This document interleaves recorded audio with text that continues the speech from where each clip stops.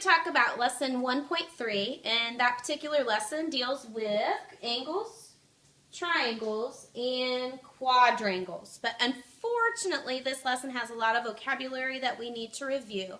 So I do need you to write down some short little definitions for me. Hopefully that'll help you determine the difference between those shapes. So let's get started with that. The first one is triangle. Three-sided closed shape.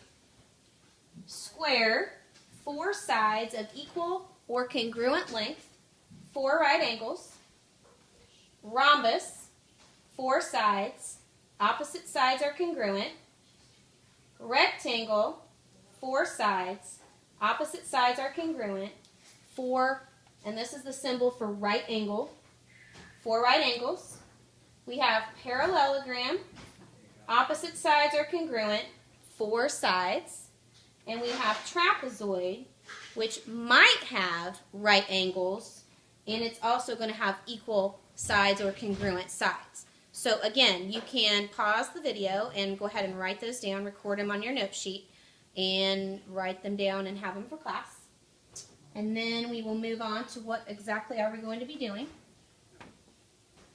So our tasks for this lesson are to construct angles, triangles, and quadrangles.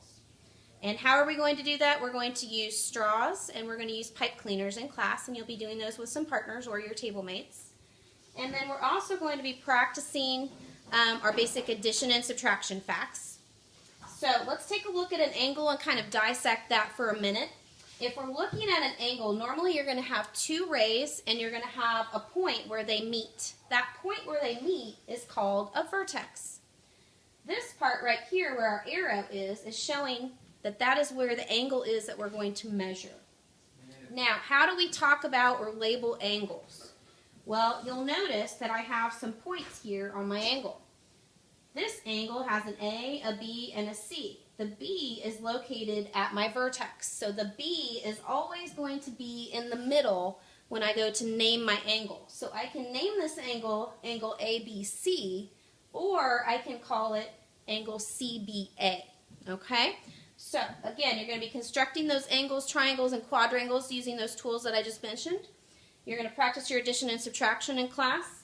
And again, this is how we would name those angles. If you have any questions, please write those down at the bottom of your note sheet, and I will see you in class.